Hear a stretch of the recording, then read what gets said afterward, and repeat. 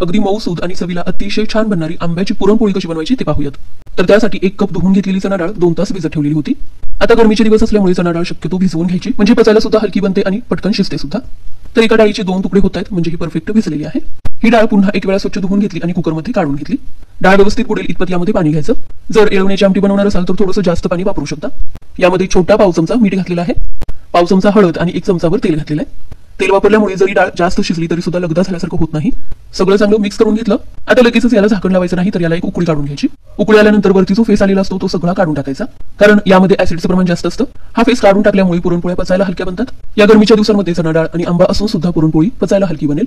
तर यावरती आलेला सगळा फेस काढून टाकलेला आहे। पुन्हा चांगलं मिक्स करून घ्यायचं, झाकण लावायचं आणि 2 शिट्ट्या करून घ्यायच्या। शिट्ट्या होत आहे तोपर्यंत पीठ सुद्धा भिजवून घेऊयात। तर एका भांड्यामध्ये 1.5 कप गव्हाचं पीठ घेतलेलं आहे। यामध्ये पाव छोटा चमचा मीठ घेतलेलं आहे। पाण्यामध्ये थोडीशी हळद घेऊन मिक्स करून घेतलं। या हळदीच्या पाण्यामध्ये ही कणिक आपल्याला भिजवून घ्यायची। यामुळे पुरणपोळीला रंग खूप सुंदर येतो।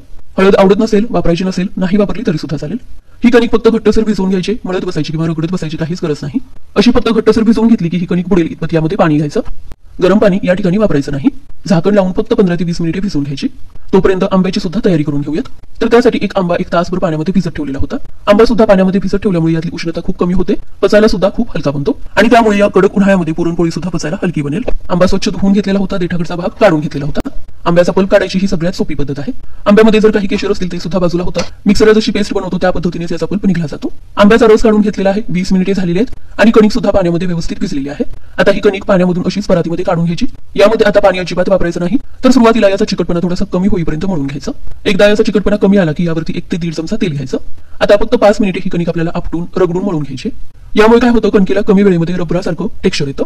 तर पाण्यातून काढल्यानंतर फक्त 5 ते 7 मिनिटे ही अशी कणिक रगडून घेतलेली आहे आणि हे पहा कमी वेळेमध्ये कमी मेहनतीमध्ये मस्त याला टेक्स्चर आलेला आहे। आता यावरती झाकण ठेवून अर्धा तास तरी कणिक भिजवून घ्यायची।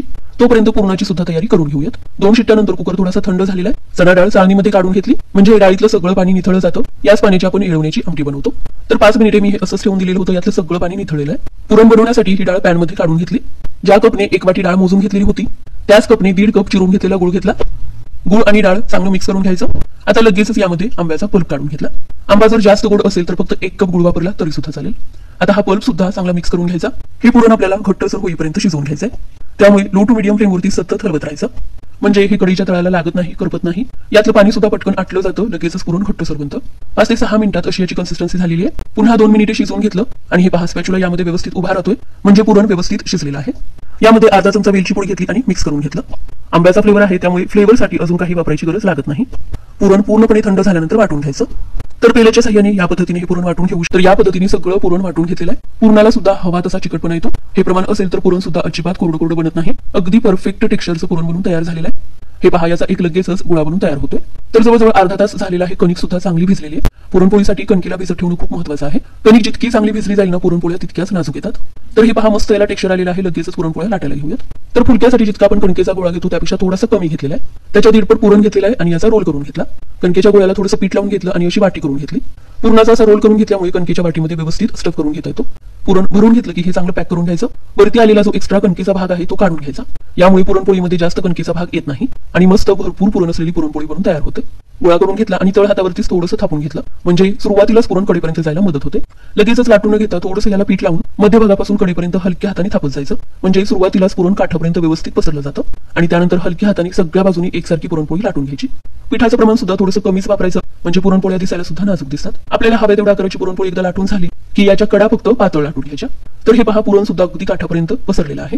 तवा चांगला गरम करून घेतलेला आहे। थोडंसं तूप लावून घेतलं। पोळी मस्त टम्म फुगण्यासाठी तवा सुद्धा चांगला गरम असायला हवा। वरच्या बाजूनी थोडीशी फुगू लागल्यानंतर हलक्या हाताने पलटून घ्यायची। तर हे पहा मस्त टम्म फुगलेली आहे। यामध्ये पुरण भरपूर असून सुद्धा फुग्यासारखी टम्म फुगते। पुरणपोळीला तेलापेक्षा तूपच लावून घ्यायचं, कारण तूप लावून घेतल्यामुळे कुठल्याही प्रकारची पुरणपोळी पचायला अतिशय हलकी बनते। दोन्ही बाजूला थोडं थोडं तूप लावून व्यवस्थित भाजून घ्यायची। पीठ भिजवून घ्यायच्या या पद्धतीमुळे पुरणपोळ्या अजिबात चुकत नाहीत। पहिल्यांदा जरी पुरणपोळी बनवणार असाल या पद्धतीने जर बनवल्या तर अजिबात चुकणार नाहीत।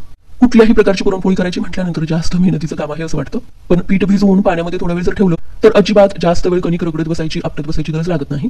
गव्हाचं पीठ कोणत्याही प्रकारचं असू दे पुरणपोळी अगदी परफेक्ट येतात। आणि सगळ्यात महत्त्वाची गोष्ट म्हणजे कणिक भिजवून घेताना जास्त तेल वापरायची सुद्धा गरज लागत नाही। तर हे पहा सगळ्या पोळ्या अशा मस्त टम्म फुगतात। दुसरी महत्त्वाची गोष्ट म्हणजे पुरण सुद्धा जास्त कोरडं होईपर्यंत शिजवून घ्यायचं नाही। त्यामध्ये सुद्धा हलकासा ओलसरपणा, हलकासा चिकटपणा असायला हवा। त्यासाठी डाळ सुद्धा व्यवस्थित शिजवून घेणं खूप महत्त्वाचं आहे। डाळ थोडा वेळ भिजत ठेवली ना तर कुकरला सुद्धा व्यवस्थित शिजते। आणि हे पहा मस्त मऊसूद नाजूक अशा या आंब्याच्या पुरणपोळ्या बनून तयार झाल्या। पुरणपोळी तर आपण नेहमीच बनवतो, पण या पद्धतीने ही अतिशय स्वादिष्ट आंब्याची पुरणपोळी या येत्या अक्षय तृतीयाला किंवा महाराष्ट्र दिन विशेष नक्की बनवून पहा. एकदा जर बनवल्या तर 100% आंब्याचा सीझन संपेपर्यंत 2 ते 3 वेळा तरी नक्कीच बनवाल. पुरणपोळ्या पूर्णपणे आता थंड झालेल्या आहेत आणि तरी सुद्धा या मस्त मऊसूद आहेत. आणि हे पहा, पुरण सुद्धा अगदी काठापर्यंत पसरलेलं आहे. अतिशय नाजूक मऊसूद पुरणपोळ्या बनून तयार होतील. वयस्कर लोक सुद्धा खूप आवडीने खातील. यामध्ये सांगितल्याप्रमाणे सगळ्या साहित्याचं प्रमाण घेऊन पुरणपोळ्या बनवल्या तर अजिबात चुकणार नाहीत. तर सगळ्या साहित्याचं हे प्रमाण घेऊन पुरणपोळ्या अगदी परफेक्ट बनतील. तर आंब्याचा सीझन संपायच्या अगोदर या पुरणपोळ्या एकदा तरी नक्की बनवून पहा.